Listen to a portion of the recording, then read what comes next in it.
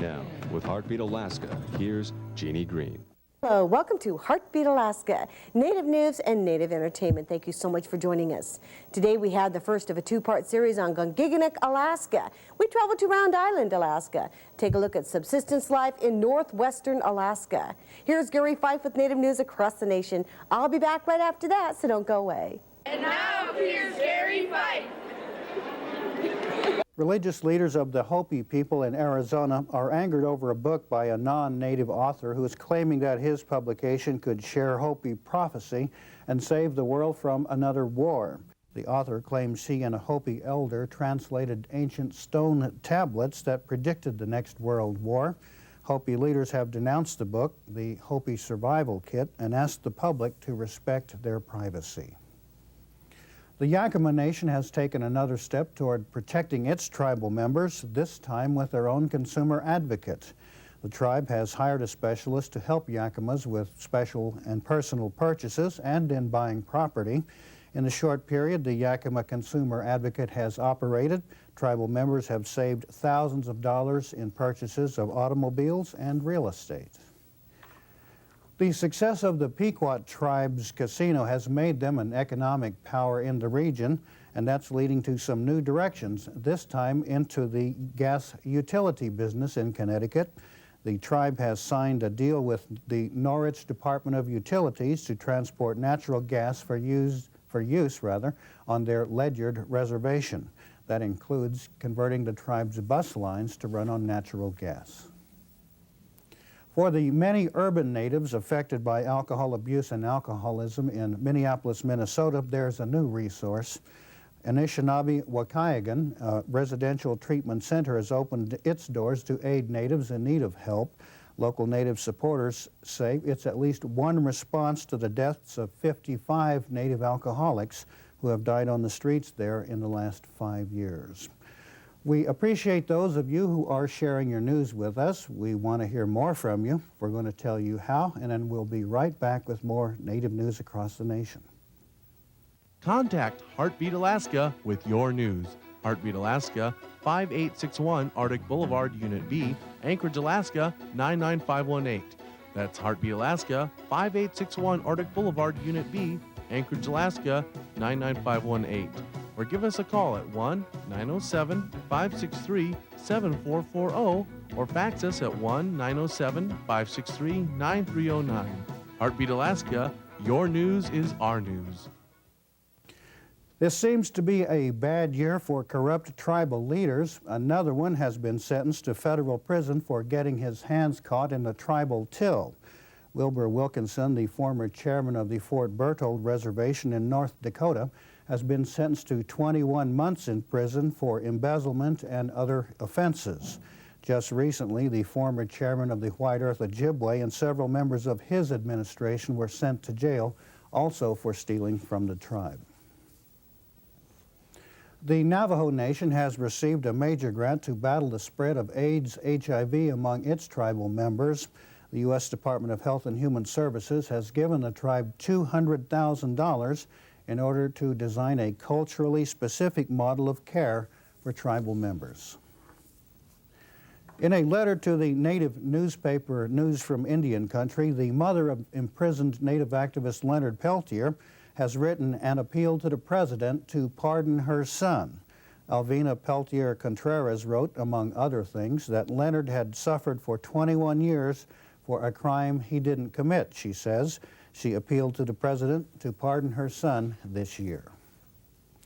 And finally, the period for contest entries is over. To design a new monument for the Little Bighorn Battlefield National Monument in Montana, and now sponsors will have to go over all those entries.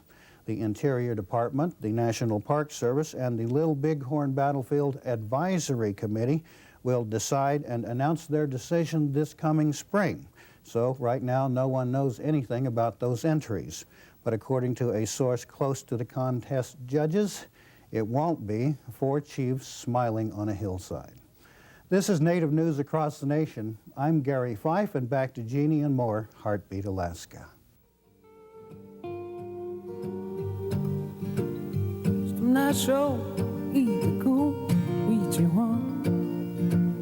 Still naso ita ko Stum naso ita ko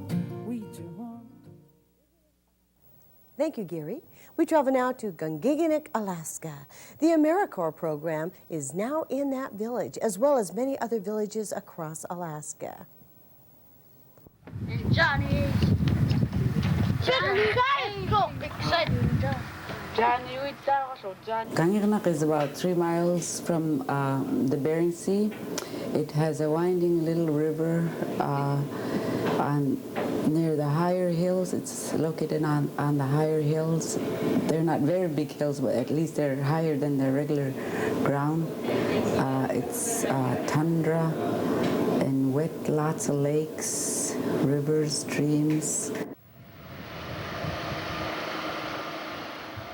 Bessie Wassily lives in Kongiganak, Alaska. She's also a member of AmeriCorps, a nationwide community service program designed to encourage and support local solutions for local problems. And that's where Bessie fits in best. She's become a local community leader in Kongiganak, Alaska, bringing together elders and youth, talking about problems, doing something about them, such as environmental conservation and protection of the land. All these hazardous waste and the stuff that is being introduced to the grounds with the new products that are coming into the communities, it's affecting the natural resources, the animal, and that's what the people live off of. And if they don't clean it up, they'll probably end up with disease and the plants wouldn't grow anymore. Bessie organized efforts to clean up and organize the village landfill. She organized community cleanup, resulting in the collection of 800 bags taken to the landfill. She also conducted environmental education classes throughout the summer to an average of 10 students per day. Classes included nature walks and lectures and notes on how to protect the tundra. The AmeriCorps program enlists volunteers in 15 villages across the state of Alaska, encouraging each community to take cleanup matters into their own hands. Cleaning up and recycling, educating community members has been successful in spite of difficult conditions. They're still having problems to build a roadside to dump it because they have to go by boat to dump the trash. Today's environmental problems are a new challenge in Kongiganak, Alaska, a village that still retains the native way of life. They still strongly hold on to their traditional way of life. You could see little kids speaking in Yupik languages. Fresh air, clean air. Even, like when you go in homes, you sit there and it's nice, it's clean, the quietness. The minute you walk off the plane, I used to tell my kids, gee, it's so quiet. You could almost hear your ears. Thank you so much, Rural Cap and AmeriCorps, for your help in that story. Next week, Kongiganak, Alaska Part 2, as we visit their Cultural Heritage Week. We travel now to Round Island, Alaska. The Dillingham, Alaska Native Village Council participated in this year's walrus hunt. Hey!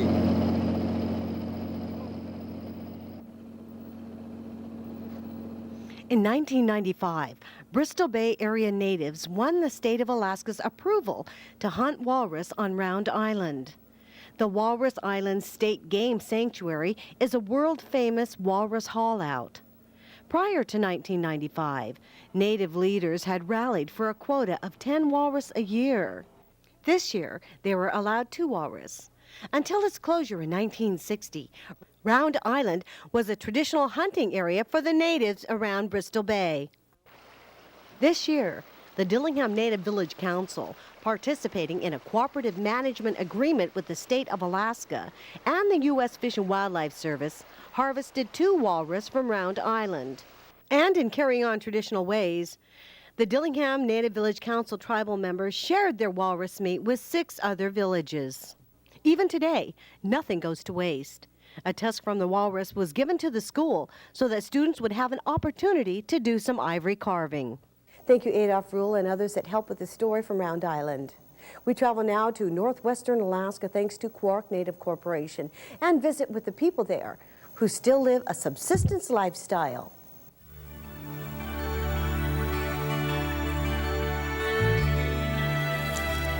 Around here, a lot of things we collect are like, we get fish, we fish a lot, and collect a lot of greens. There's chura and machu and chives. That's my garden in the sea, in the water. That's my garden. We have to take care of it always.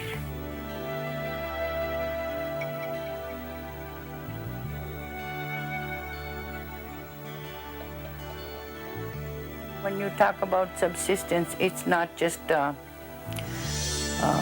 word to us, it's a way of life.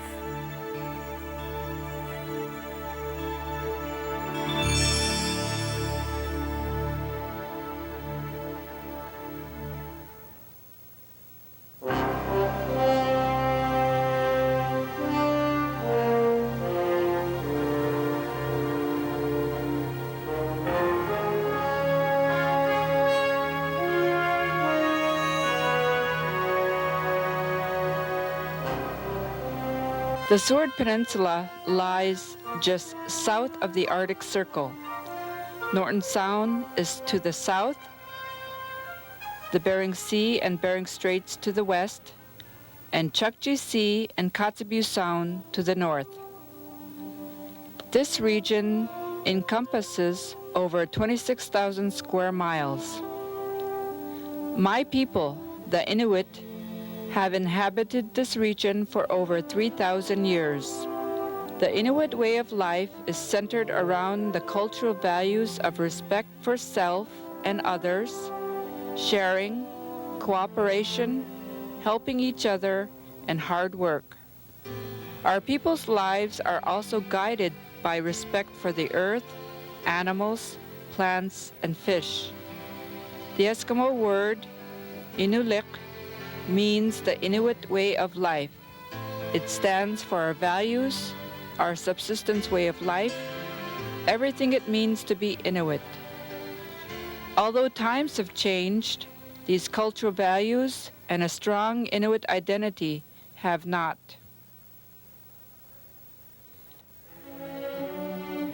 There are three culturally distinct Eskimo groups in this region: the Inupiat, Central Yupik, and Siberian Yupik. All of the villages of this region are along the coast. It demonstrates our heavy dependence upon the ocean's resources for subsistence. What others may see as a vast, empty expanse of tundra, we see a world rich in resources. By necessity, we have established a close connection to the resources of the area. We have lived off the land for thousands of years. We have managed our natural resources using only what we need to survive. We have taken care of the land, and the land has taken care of us. Fish and game populations continue to feed the region's people. He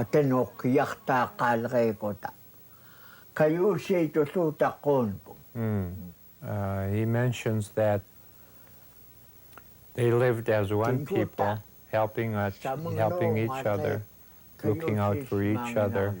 When a family was in need of something, they would always provide for each other. And the reason that he mentioned this is because they learned from their elders about unity and living as one people.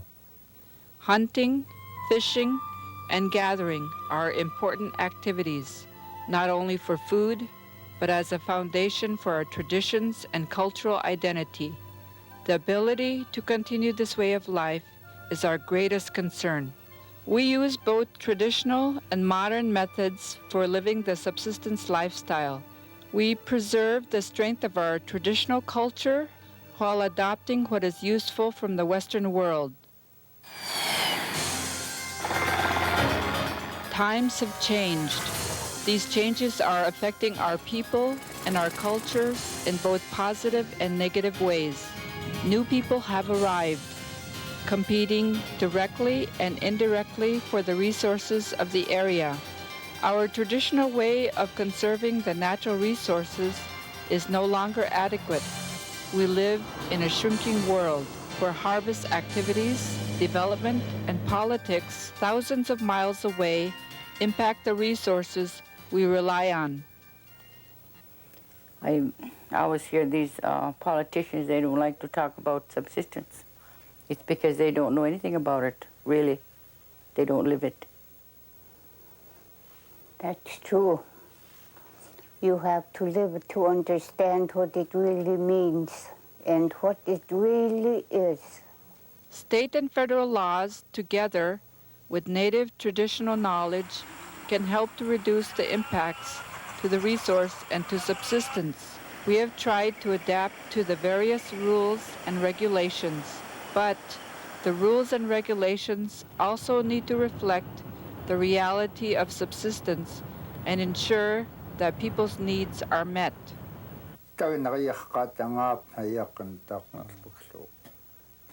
We are very law-abiding people. Whatever policies and regulations that are stipulated by the federal government and state government, we are able to abide. But to a certain point, and that point is hunger. And we feel that there isn't any law that would provide enough, for me and my children. What we're attempting to do there, our three villages, Ilam, Kawerak, and Shaktoolik, is to become more self-regulatory in our harvesting of marine mammals, primarily because we see how if there's no regulations going on in one certain area in animals or resources,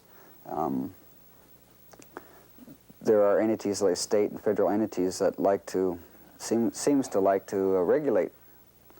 And what we want to do is get into this to self-regulate ourselves, so we're not regulated by people from the outside, either from Juneau or Washington, D.C., which is pretty remote from here. While most people of this region live in the villages during the winter, they spend a considerable amount of time at their camps during the spring, summer, and fall to gather subsistence foods. These camps are close to the resources, the fish, the birds, the moose, the caribou, and the marine mammals. Many families have more than one camp. Each one is used for the subsistence resource available at that place and season. These camps are an important part of our native culture. They are a place where families gather together, a place where culture, tradition, and knowledge are passed from one generation to the next. We put away fish for all the relatives, send them to dye meat, teller. We have a lot of relatives, so we have to catch a lot of fish. But everybody's happy with all the fish they get. Families work together in every aspect of subsistence living, from the elders down to the youth. These are the times when children are taught hard work, cooperation, sharing, respect for others, and respect for resources and the environment. I just cannot see our life without these foods, and it is such a blessing to sit there with our family and to eat. Like you eat walrus gauk, you eat black muktuk, you eat beluga whale muktuk, you eat half-dried fish, you eat dried whale meat, you eat dried ugruk meat, you eat boiled ugruk meat, you eat masu, wild onions mixed with seal oil, seal oil, and dunguk is the rendered blubber. That's just one of the blessings of our family life, is to sit all together and enjoy the fruits of our land. Nora, did you want herring eggs? Sharing is an important value taught in our native culture. When people return from hunting, fishing, or gathering, they share their harvest with people who are less fortunate, such as widows or people without boats or hunting equipment. When hunters return from a successful trip, the community gathers together to share their traditional subsistence foods. It is still a strong tradition that a boy's first catch must be given to elders. Traditionally, villages have traded with one another to share their resources, which may not be locally available to another. For instance, whale meat and muktuk are traded from St. Lawrence Island villages for moose or dried fish from the mainland villages.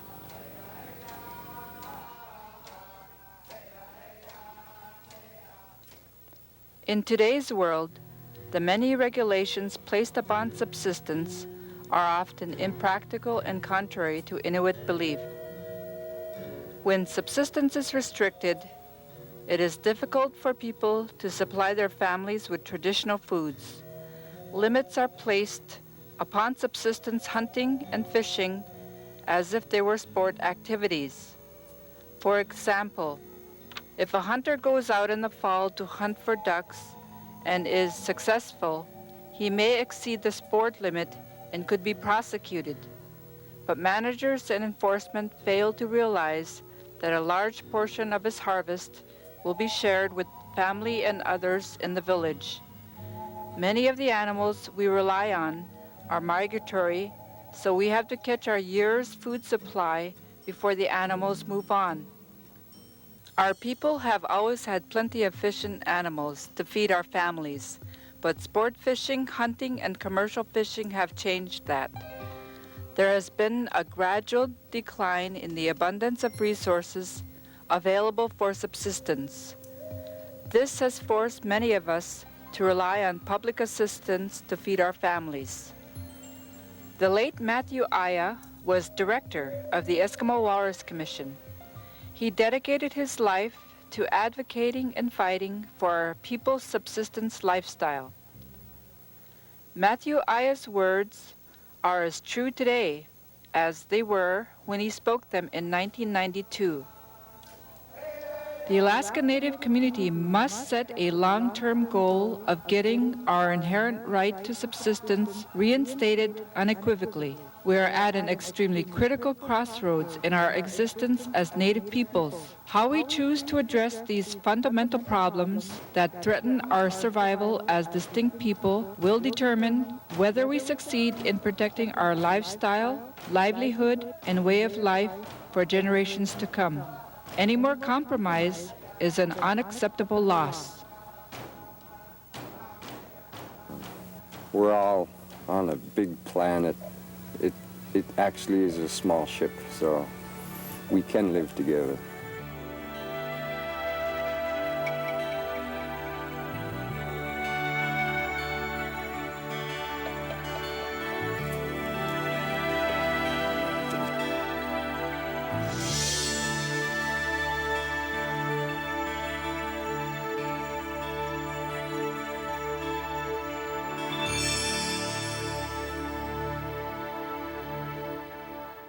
Thank you once again for joining us for Heartbeat Alaska Native News and Native Entertainment. I created Heartbeat Alaska for you to share your news and information, but I need your help.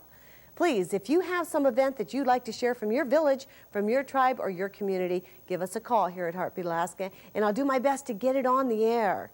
Please allow at least 1 week for your news to reach me, otherwise it might not make it. Heartbeat Alaska is sharing Christmas cheer this year, and we'd like to ask you to help us. If you'd like to send a new present to Heartbeat Alaska for a child or an adult, please do so, and we'll make sure we get it to those rural communities. We're also sending Christmas presents to the Pine Ridge Reservation in South Dakota, as well as our good friends in the Navajo Nation. Goodwill and good cheer from their friends in the north. And speaking of goodwill, make sure that you keep sending video to Heartbeat Alaska. We appreciate it. Have a wonderful week. God bless you, and we'll see you again next week.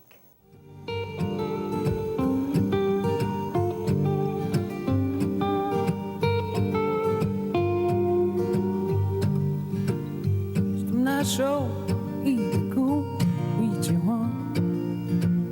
Stem na show eat a cool. Stem na show eat cool, eat you want. Stem na show eat a cool.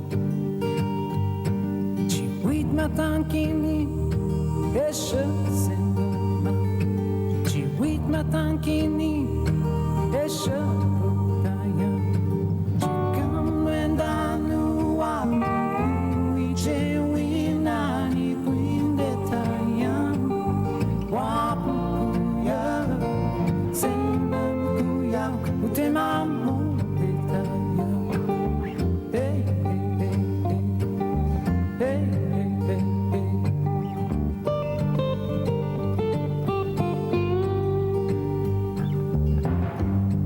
Show, eat the cool, eat you want. Stem na show, eat the cool. Stem na show, eat the cool, eat you want. Stem na show, eat the cool. Ci wit matan kini, eshe senda. Ci wat ni tan kini, eshe.